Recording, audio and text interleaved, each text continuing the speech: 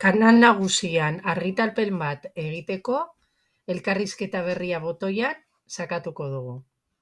Hor, nahi dugun mezua idatziko dugu.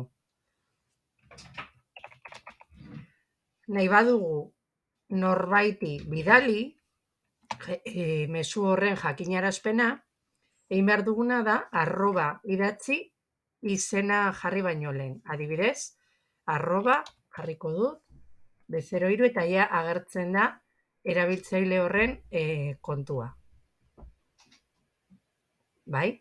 Eta talde osoari bidali nahi badiot mezua, gauza bera egingo dut, eta taldearen izena jarriko dut. Hemen dago. Modu honetan, talde osoari helduko zaio mezu hau.